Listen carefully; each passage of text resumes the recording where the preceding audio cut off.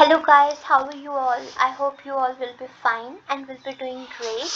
So from now on I'm gonna teach you chemistry. It's our first year and we will be discussing today the chapter number 1, that is the basic concepts. But before going on to this first topic of chemistry, so first of all let me tell you that I have made these notes for you that will be available in the description box. You can easily print out from there, okay? You can see this from over here. I'm moving it downwards. You can get a printout easily. ठीक है? I will be sharing it in the description. It will be really easy for you to download all these notes one by one. I will be making all the lectures. ठीक है? So you will be easily able to access them. Okay, so first of all, now when we will be discussing this chapter 1, that is the basic concepts, हम यहाँ पे सबसे पहले जो पास बात करेंगे ये क्या होती है. We will be discussing atom, right? Atom को हम यहाँ पे discuss करेंगे. So what is basically an atom? देखिए अब आप फर्स्ट ईयर में आ गए हैं तो आप हमेशा से बचपन से देखते आ रहे हैं कि एटम क्या है. वही बेसिक डेफिनेशन है जो आप हमेशा से पढ़ते आ रहे हो. वो क्या है देखें. सबसे पहले जब भी हमने आप पास एटम की बात करनी है तो मैं क्या कहती हूँ, कोई भी आपके पास एक एलिमेंट है.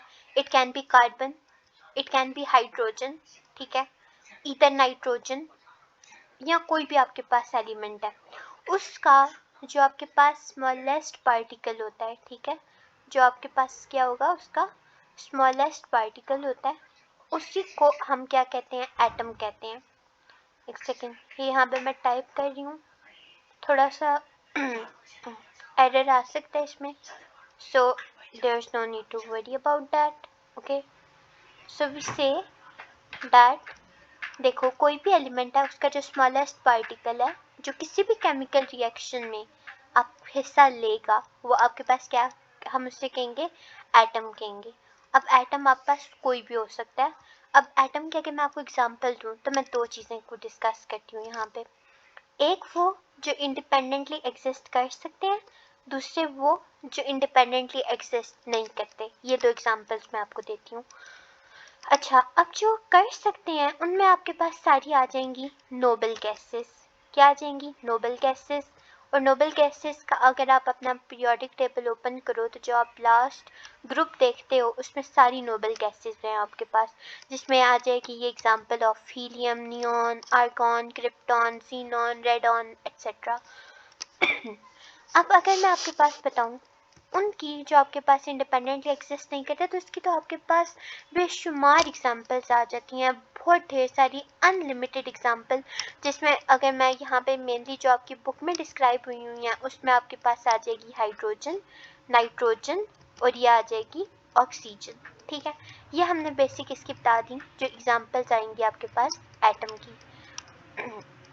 अब नेक्स्ट देखो, अगर मैं आपके पास डिस्कस करूँ मैटर की कॉम्पोजिशन को तो यहाँ पे सबसे पहले तो मैं आपको ये बताती चलूँ कि मैटर क्या है. ये मैं यहाँ पे आपको टाइप करके बताती हूँ. तो मैं ये कहती हूँ कि everything that is present around अस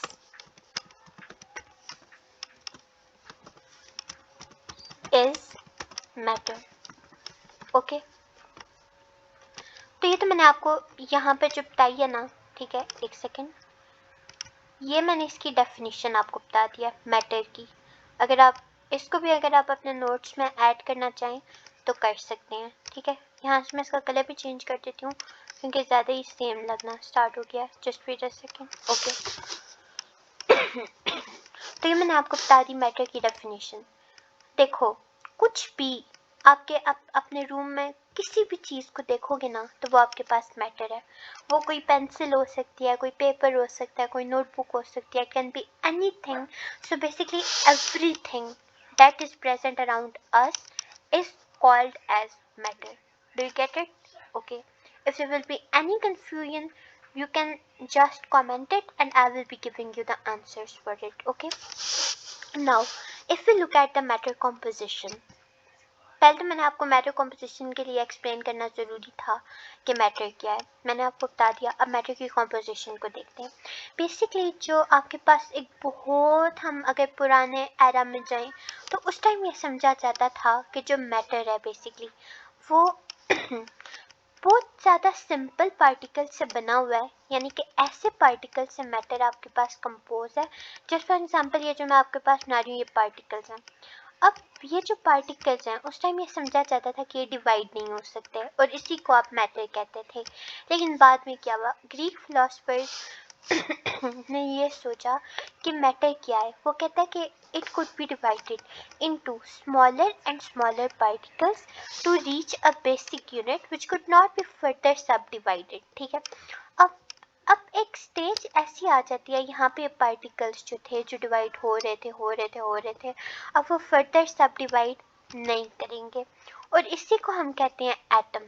ठीक है, और ये डेमोक्राइटस ने इनको एटॉमस कहा था। ठीक है, जो डिराइव किए गए एटम से, जिसका मतलब होता है इंडिविजिबल, जो कि डिवाइड नहीं करेंगे। ठीक है, एंड अब वो कहता है however the ideas of Greek philosophers were not based on experimental evidence. Okay, next we will be discussing about elements as the components of different substances. बहुत सिंपल सी बात है, हम इसको पहले रीड कर लेते हैं, फिर मैं आपको बताऊंगी कि इसमें क्या बता रहा है आपको। Okay, it says that in late 17th century, the quantitative study of composition of the pure substances dissolved that a few elements were the components of many different substances. ठीक है, क्या मतलब है, मैं एक एग्जांपल देती हूँ आपको। देखो, अगर मैं आपके पास यहाँ पे ले लेती हूँ जस्ट फॉर एग्जांपल हाइड्रोजन को। ठीक है, एक सेकेंड, थोड़ा सा ना इसको टाइप ड्रॉ करने में इशू हो रहा है, वेट अ सेकेंड। देखो, ये वो कहता है कि आपके पास हाइड्रोजन है। अब वो कहता है कि ये बेसिकली जो आपके पास है ये एक एलिमेंट है और ये बहुत सारे डिफरेंट सब्सटेंसेस का कंपोनेंट हो सकता है। कैसे, देखो, hydrogen is the component of water H2O जिसे हम कहेंगे, एक सेकेंड यहाँ पे O लिख दूँ, और देखो, और ये किसका कंपोनेंट हो सकता है, हाइड्रोजन क्लोराइड का, जिसे हम कहते हैं HCl। ठीक है,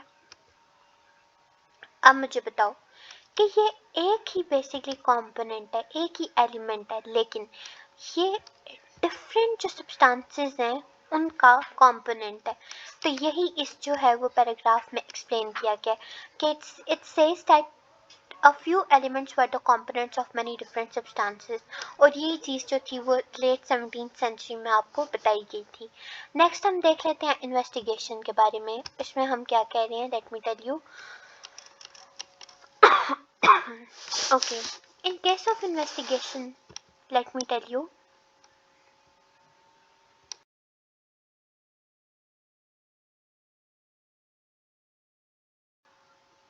अच्छा, अब इन्वेस्टिगेशन में मैं आपको क्या बता रही हूँ। कहता है कि it was also investigated of how elements they combine to form compounds and how compounds could be broken down into their constituent elements. Okay, so what do we basically say over here? Let me tell you. देखो, अगर कोई भी element है, जैसे कि दो elements ले लेती हूँ मैं आपके पास एग्जांपल में। देखो, एक हाइड्रोजन ले लेते हैं हम, यानी कि H2, और दूसरा हम ऑक्सीजन ले लेते हैं, यानी कि O2। अब देखो, वेट अ सेकेंड, ये हो गया O2। अब क्या हुआ, ये H2 प्लस O2 मिल के बनाते हैं आपके पास वाटर। तो क्या हुआ कि हमने यही एक्सप्लेन किया आपके पास कि कोई भी जो एलिमेंट था वो कोई से दो एलिमेंट मिले, ठीक है, उन्होंने कंबाइन किया और उन्होंने फॉर्म किया वाटर को। तो एलिमेंट्स ने मिलके क्या बनाया, एक कंपाउंड बनाया। अब क्या होगा, यही जो वाटर है, ठीक है, यही वाटर जब अपने कॉन्स्टिट्यूएंट एलिमेंट्स में ब्रोक होता है, ठीक है, यानी कि H2O बनना आएगा आपके पास H2 plus O2। Okay, O2। अब क्या होगा, देखो कि यहाँ पे ये बताया जा रहा है कि it was investigated of how elements they combine to form compounds and how compounds could be broken down into their constituent elements. अब यहाँ पे अगर मैं इक्वेशन को बैलेंस करूँ तो देखो, क्योंकि मेरे पास हमने इधर इस साइड पे जो है वो ऑक्सीजन 2 है, इधर भी 2 बनाना है, तो हम इसको यहाँ पे 2 को लगा देंगे। अब इधर करने से हमारे पास जो हाइड्रोजन थे वो 4 बन गए हैं, तो हमने इसको बैलेंस करने के लिए 2 इधर लगा दिया। सेम हम यहाँ पे 2 लगा देंगे वाटर के साथ और 2 लगा देंगे हाइड्रोजन के साथ। ऑलराइट, ये था बेसिकली इन्वेस्टिगेशन का काम।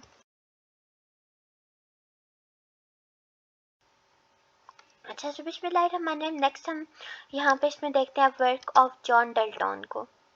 जो जॉन डाल्टन था ये आपके पास एक केमिस्ट था। 1808 में इसने 2 चीज़ों में कंट्रीब्यूट किया। इसने 2 चीज़ों को एक्सप्लेन किया था। क्या क्या? एक ये कि existence of atom explains 2 laws, यानी कि एटम जो है वो अपने होने का, उसकी जो एग्जिस्टेंस है वो 2 लॉज को एक्सप्लेन करती है। एक ये law of conservation of matter और दूसरा लॉ ऑफ डेफिनेट प्रोपोर्शंस। को इसमें रॉकेट साइंस में सिंपल सी बात है। नेक्स्ट देखो, दूसरा जो जॉन डाल्टन ने काम किया वो था डेवलपमेंट ऑफ एटॉमिक थ्योरी। ठीक है। अच्छा, अब उसका इसने डेवलप की थी एटॉमिक थ्योरी, जिसका जो मेन पोस्टुलेट था वो क्या था? वो ये था कि जो ऑल मैटर है वो कंपोज्ड है of atoms of different elements which differ in their properties. अच्छा, तो बेसिकली जब आपके पास ये डिफरेंट एलिमेंट्स है ये सारे प्रॉपर्टीज में भी डिफर करते हैं। ठीक है। atoms of different elements which differ in their properties. Just for an example, hydrogen अगर एक एलिमेंट है और ऑक्सीजन अगर एक एलिमेंट है, ये दोनों एलिमेंट्स हैं। ठीक है, तो मैटर एलिमेंट से कंपोज हुआ है। अब ये जो 2 एलिमेंट्स हैं ये आपस में जो इनकी प्रॉपर्टीज़ हैं वो डिफर करती हैं और यही इसका मेन पोस्टुलेट था जो कि हमने एटॉमिक थ्योरी का बताया आपको। नेक्स्ट हम क्या डिस्कस करेंगे? नेक्स्ट आपके पास आ जाती है फर्दर कॉम्पोजिशन ऑफ एटम।